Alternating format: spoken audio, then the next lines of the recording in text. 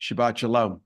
I'm Rabbi Robert Barr, and I'm pleased that you're joining me and one another for this streaming Shabbat service. We're living in challenging and in difficult times, and this is a moment for us to pause, to catch our breath, to think about where we've been and where we're going, for the days flow into one another without interruption. Time races on. The Sabbath is our means to divert time, a stepping off point, pausing with friends and loved ones to observe, then rejoice in the wonder-filled coincidence of living. There can be a sense of pleasure in every given breath, blessed with taste to savor and warmth to give and to receive, bestowed with gifts of sight and sound. We are obliged to cherish and revel in each smile, in every musical note. The Sabbath also awakens us to the silence between notes. It speaks of contemplation, the quiet delight of literature, of unhurried walks, of rare conversation.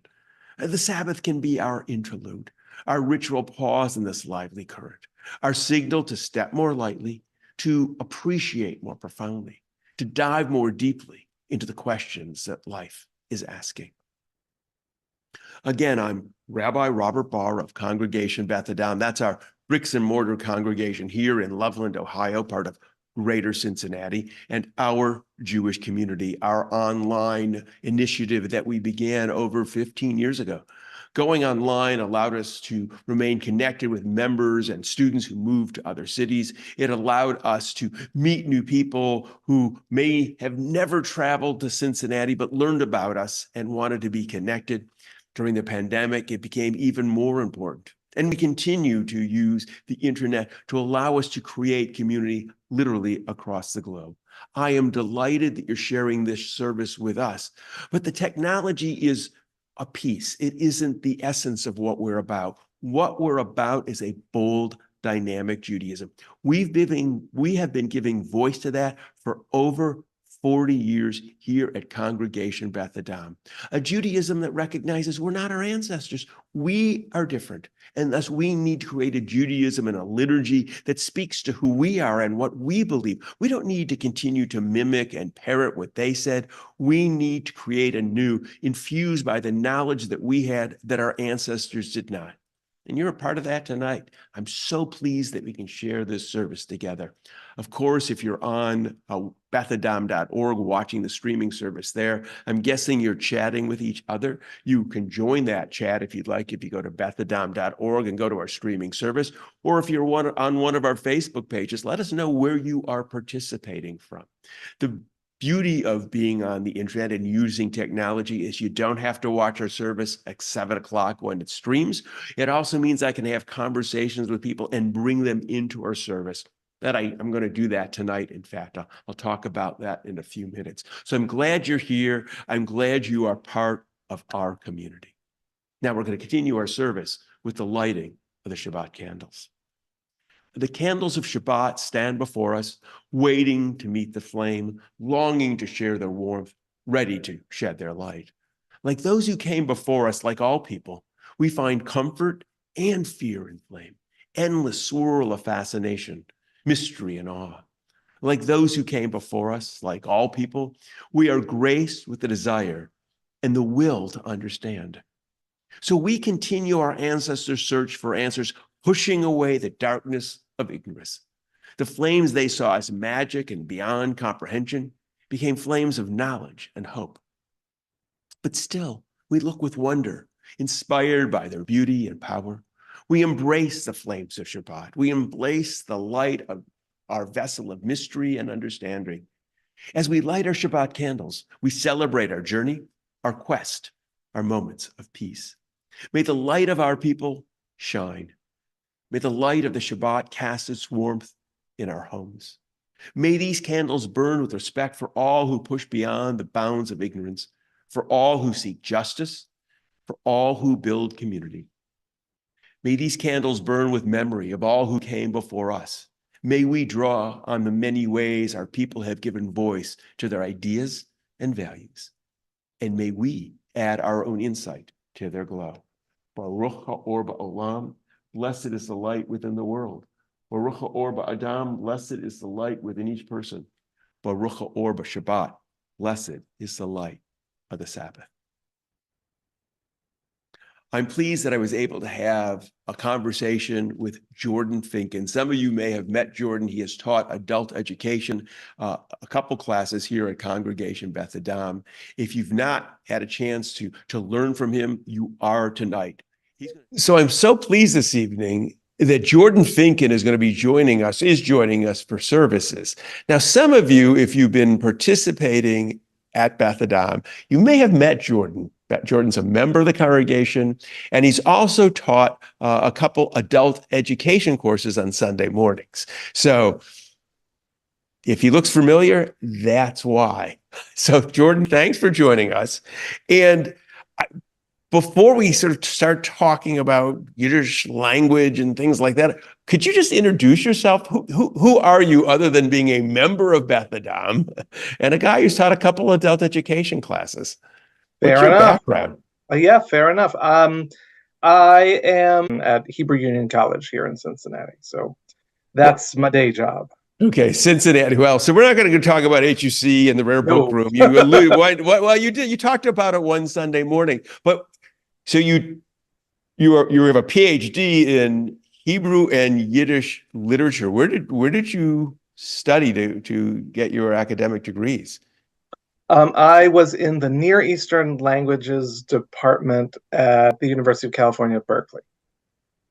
So Yiddish is one of those weird orphan subjects that it's always in a different department depending on the university. Some places it's in the Germanic languages. Some places it sits in Comp Lit. Some places, so it really depends on what faculty member might be there who does Yiddish. So my doctoral advisor was at in the Near Eastern department, and so that's where I was housed. So I have 1,000 questions before we about this. So Berkeley, it's sort of an interest that I mean, before you answered the question, I was saying, he went to Hebrew Union, or he went to Hebrew University in Jerusalem, or university in maybe Germany, or maybe a university, but Berkeley. So yeah, is that a place? I guess I think of that. Maybe Brandeis, I would have thought of. But there's a Yiddish scholar. Who was there? Is he or she a specific scholar that you wanted to study with? Yeah.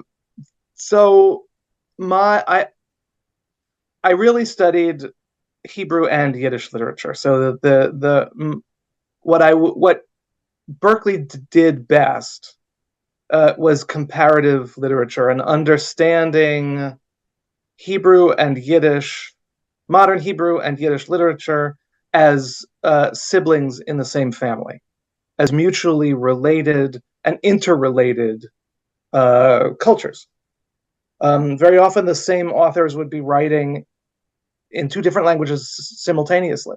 Mm-hmm. So that's really what I was trying, that was the heart of what I was studying.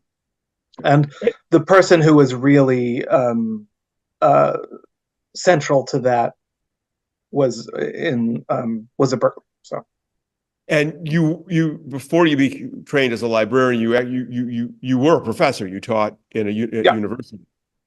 I was for 5 years. I was a professor of modern Hebrew literature at Oxford in England, not Miami. Ohio's the only place I have to make that distinction. Yeah, that's right.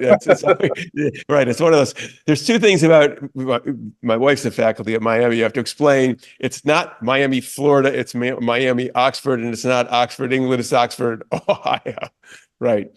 So, and you have publications as well. You've written several books. Yep, and lots of articles and all that kind of good stuff. Yeah. Wow. So I mean, you bring a wealth of knowledge. I mean, you're a serious academic. You're a funny guy, but you're a serious academic. I was a serious academic. Yes, let's put it that in a former incarnation. Now I do something different. Yeah. But you still do translations. Yes. Okay. Yes, definitely. So we're going to talk about that in a minute. Okay. Before we get to that, how did you, why did you choose this? I mean, people have asked me for a lot of my life, why did I become a rabbi? And I'm going to ask you this, what drove you to study Yiddish and Hebrew literature and their relationship? I mean, it's a very specific field. Um, uh, as with anyone, it's a confluence of events. I got interested for some reason. I don't really remember what it was. In high school, I got interested in Yiddish. And so I picked up a grammar book and just taught myself Yiddish just for my own personal interest. Hmm. Not expecting to do anything with it. I was just sort of curious and it was interesting and this, that, and the other. When I went to college, I was going to be a biblical scholar. That was my desire, that I would do biblical Hebrew and I would go into Bible. And I very, very quickly realized that academically, nobody does Bible in the academy. In order to do the Bible, you have to master 5 different layers of historical readings of the Bible. It's the primary literature, the secondary literature, the tertiary literature, the quadrant. You can never really get to it. So I said, life's too short. I can't. I'm not going to waste my time for 8 years reading all this just gobbledygook. I'm not interested. So I said, okay, well, I've got Hebrew, so let me do modern Hebrew literature. And that was marginally interesting to me. But when someone came to Illinois, where I was living, a professor from Berkeley, and sort of put it to me that perhaps what you're interested in is this. And so let's see if we can put something together. And I applied and got into Berkeley, and sort of that's how I kind of molded them all together into a program of something that I was interested in, but So did maybe for other people. Yeah, for other people in the world, not just for other people.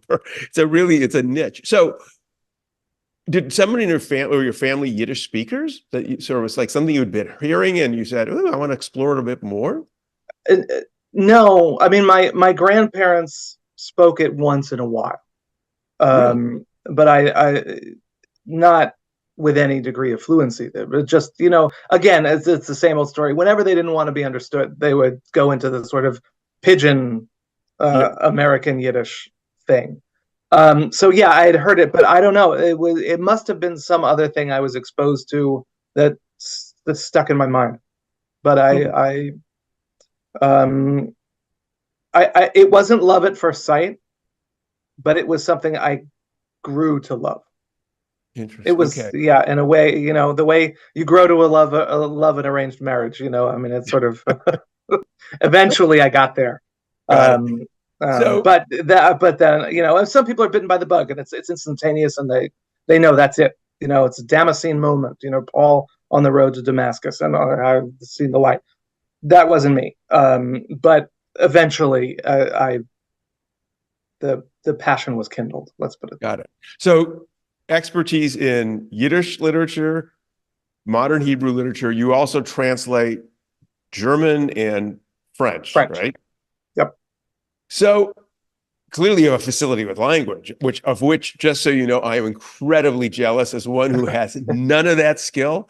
I am always and have always been fascinated and impressed by people who have a facility for language and a passion for language as well. It's just not something I ever had. And so it's really extraordinary. So you studied comparative Yiddish literature as it was to Hebrew literature, but you also do a lot of translating. Can we just talk a little bit about translating is it a science or is it an art? It's a little bit of both. So I'll back into it by explaining why I got into it. So when you're in a field like mine, and you're writing articles and books for a general academic audience, they're not going to know Hebrew or Yiddish. So any text you want to talk about, you have to translate. Right. You can't assume the knowledge. So you have to translate. And they tend to be very almost literal and technical because what you're interested in is the technical stuff, not the literariness per se.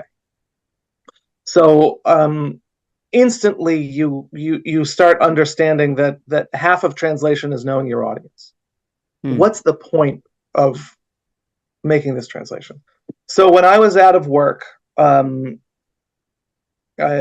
after a couple of academic gigs, I was out of work, and I was just trying to keep my Yiddish proficient.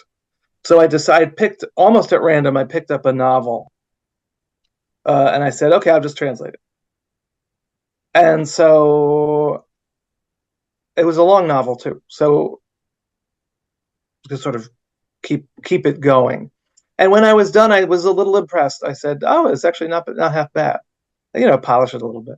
And I said, "Well, where can I publish this?" And so then it really got me thinking about the paths of Yiddish.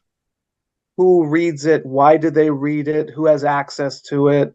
What's the point of maintaining its existence in translation as opposed to anything else? And I think that the future of Yiddish in America, at least as I see it in the nearish future, you have to have point of access.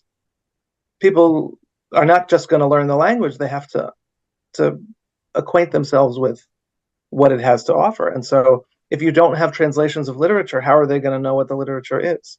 Right.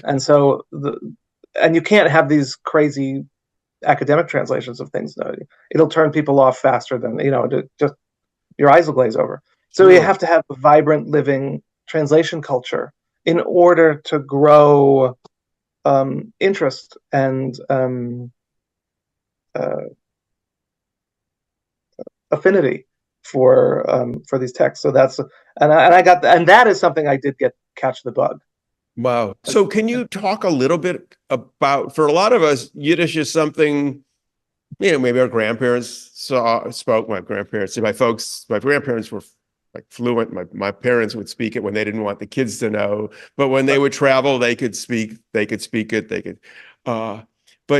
And some of us may have heard Yiddish. It's sort of Blazing Saddles, probably the first thing that comes to my favorite Mel Brooks movie. The guy is speaking Yiddish. Right. Occasionally, it comes up in a TV show. Someone uses a Yiddish word. But so, can you talk a little bit about Yiddish as a language? Is it a newish language? Is it an oldest language? Is it what? I mean, it sort of looks like Hebrew, but it isn't Hebrew. Right. What? Yeah. So the first thing to know is that Jews are a diasporic people. What they people? Live all over the place. Oh, what? Diasporic, right? They live, well, we used to say exile. Now we say diaspora. We live in diaspora. But Jews generally take up the languages of the places where they come to live. And they kind of make them their own. Some to a more greater extent, some to a lesser extent. So we have all of these Judeo languages around. We have Judeo-Tatar, we have Judeo-Persian, we have Judeo-Arabic, we have Judeo-Spanish, which you may know as Ladino, and we have Judeo-German, which is Yiddish. So basically, the Jews entered the Rhineland, what's now Germany, largely from Romance-speaking France, in, let's say, roughly the 10th century, maybe the 900s. Right. And they brought with them their own language, and of course liturgically they were praying in Hebrew and they read the Bible, so there's lots of Hebrew words as part of their culture. But they began speaking the language of the people they were living amongst, which was dialects of Middle High German, and that became Judeo-German. It's just this fusion of these Germanic dialects with a little bit of Romance, a lot of Hebrew, and then history intervenes. Jews are expelled. They move east into Slavic lands, and they begin. Yiddish is a sponge language. Some languages are very conservative. They don't like to take in elements from other. Yiddish is like English. It's a Hoover. It just sucks it all up. And so everywhere they go, they just take.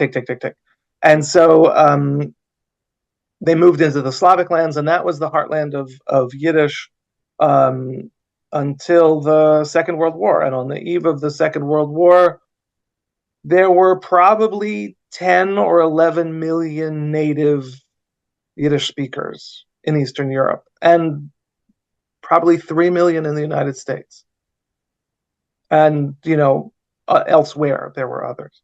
So it was the language of 1,000-year or a millennium-long Jewish culture in Europe. And so it's special to me, but I like to say, it is a fully fledged language like any other language in the world. It can do anything any other language can do, right? So it's neither more or less special than any other language. It just happens to be the one which my culture came out. Right. And they're just like English, and there are different dialects of Yiddish, different accents in Yiddish. And so I know when I studied the little bit I studied at HUC, which was very short-lived, we learned it from Herb Paper. Dr. Paper was teaching it, and the receptionist, who's all of a sudden her name escapes me, when we would practice, she would say, "Oh, your accent's terrible," or "I don't like his accent." She was from another. Her Yiddish was different than the Yiddish we were learning, and it was like, that's the wrong Yiddish. Right. Now, there's a very old rivalry, let's call it, to be fair, between there are 4 main dialects. One called West Yiddish, which is it's the language of the Jews who stayed in Germany.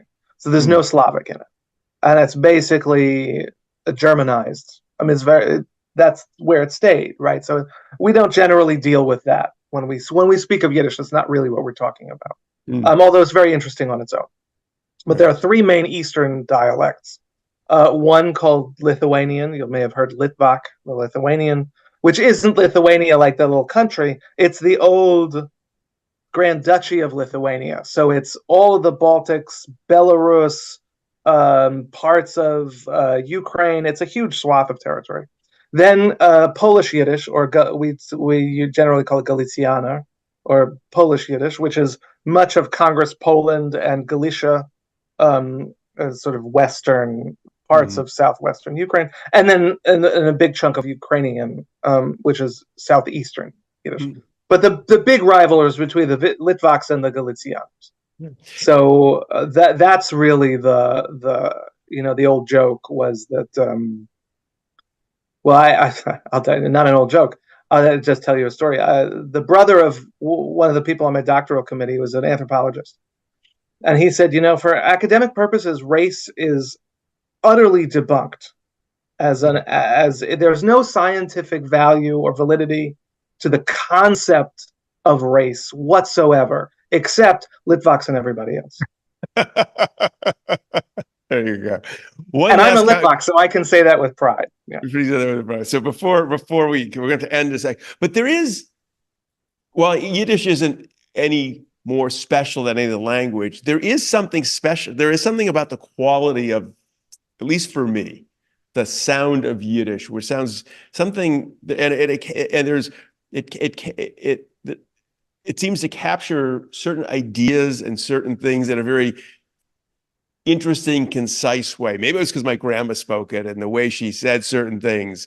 But when you hear someone say "oi," I mean, it's one of these words that's almost untranslatable, but it seems to capture the weight of the world when it's said by somebody at a particular moment, right? Well, I think that languages, we think of in America, our linguistic exposure is largely English.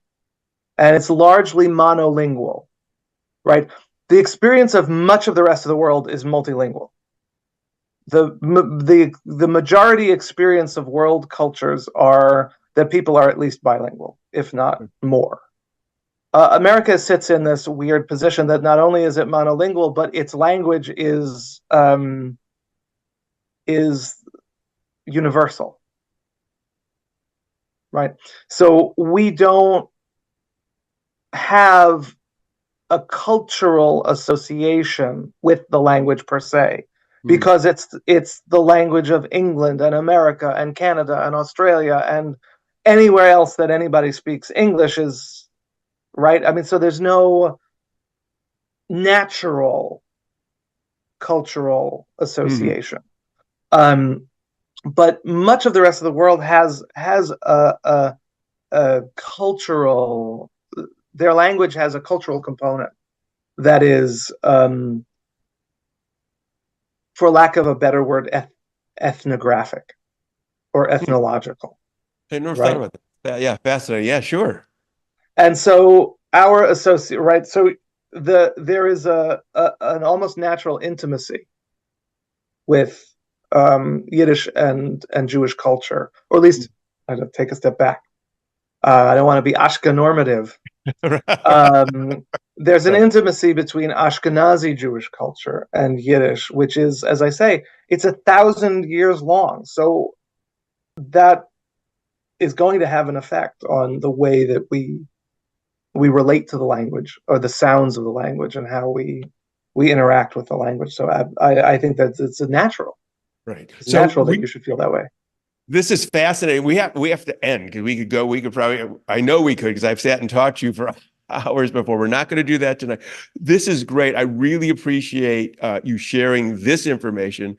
We are going to actually record another conversation that we're going to share at a later date and really focus on Yiddish literature and also Hebrew literature. So I just want to, that's a teaser, I suppose you say, for all of you who are participating tonight. You got to come back in a couple of weeks, and there's going to be another conversation with Jordan where we're going to expand on it. So, Jordan, thanks for taking the time. And I really enjoyed that conversation with Jordan. I learned so much from him. I hope you did as well about the Yiddish language. We're going to have another conversation later on about Yiddish literature. I'm going to stream that as well. I hope you join us for that service as well.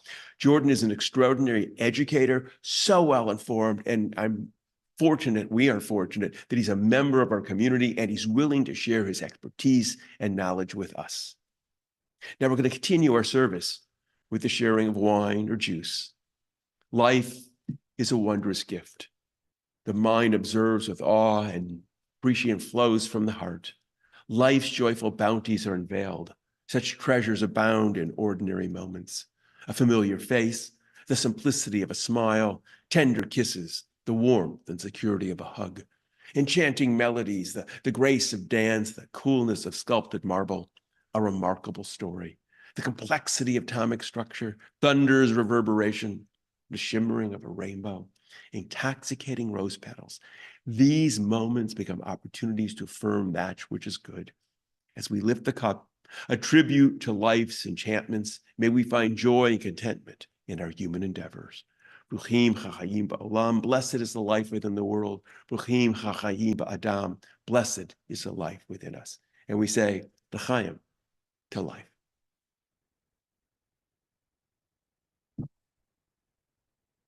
The best way to find out what's going on, to find out when I'm going to stream that service with Jordan when he talks about Yiddish literature, is to go to bethadam.org.